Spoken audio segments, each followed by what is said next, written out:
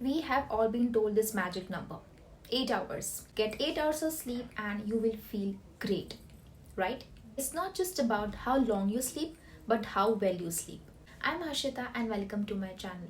So, over the couple episodes, we have been talking about the morning routines and the evening routines, basically, how to bookend your day in a way it looks being organized. But here's the thing I keep hearing from you guys, that is, I've been doing the evening routines, I've been following the 7 to 8 hours of sleep, then why am I still waking up exhausted?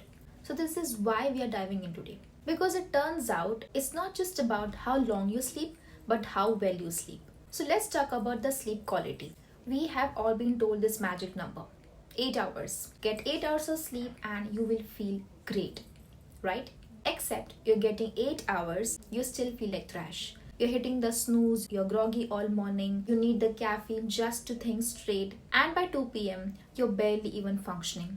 So here's the truth, sleep isn't just about the duration. You can lie on bed for 10 hours and still wake up tired if the quality of that sleep is poor. So think of it like this, would you rather have 2000 calories of junk food or 1500 calories of nutrient dense foods? So more isn't just about always being better if the quality isn't there. Same goes with the sleep. You could be getting enough hours but spending those most of the time in light fragmented sleep instead of the deep restorative sleep your body actually needs. And that's why you're tired. So let's understand the sleep cycles. Sleep happens in cycles, that is about 90 minutes each.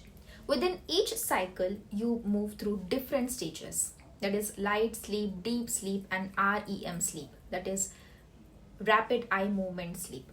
Light sleep is like the waiting room. You are asleep but not deeply, so it's easy to wake from. Deep sleep is where the magic happens. This is when your body repairs the tissue, builds the muscles, strengthens your immune system, and clears out the metabolic waste from your brain. So, this is the physically restorative phase.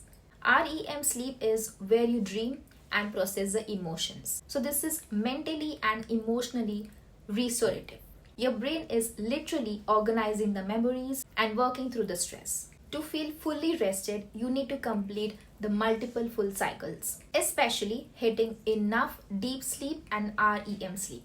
But here's the problem. Most of us are barely scraping up by with the light sleep and waking up constantly and never getting into those deeper, more restorative stages. So what's disturbing your sleep quality? Let's talk about the common culprits. First, your room is too warm. Your core body temperature needs to drop for you to fall into the deep sleep.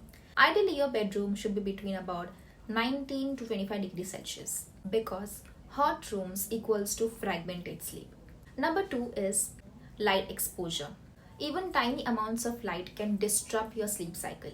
That charging phone on the nightstand or the street light coming from the window or your alarm clock with the bright display, all of that is telling your brain it's not fully dark and don't go into the deep sleep. So blackout curtains, eye masks, covering up those small LED lights. So these aren't just luxuries, but they are literally the game changers. Number 3 is inconsistent sleep schedule. Your body thrives on consistency. Going to bed at 10 p.m. on weekdays and 2 a.m. on the weekends confuses your circadian rhythm. So it's like giving yourself a jet lag every single week. So try to keep your sleep and wake timings within an hour of each other, even on the weekends. Number 4 is stress and racing thoughts. This is where that brain dump from the evening routine episode comes in. If you're lying in bed with your mind spinning, you're going to stay in light, anxious sleep if you sleep at all. You have to address the mental load before bed and not in the bed. So how to actually improve the sleep quality? First, track your patterns. You don't need a fancy sleep tracker, but it can help. So notice when you feel most rested. What was different those nights? Room temperature or what time you went to bed or what you ate or drank. Number 2 is prioritize the deep sleep in the first half of the night. Deep sleep happens mostly in the first few cycles. So if you're going to bed at midnight but need to wake up at 6 a.m., you are cutting yourself short. So go to bed earlier even if it's just 30 minutes. Number 3 is create the cave.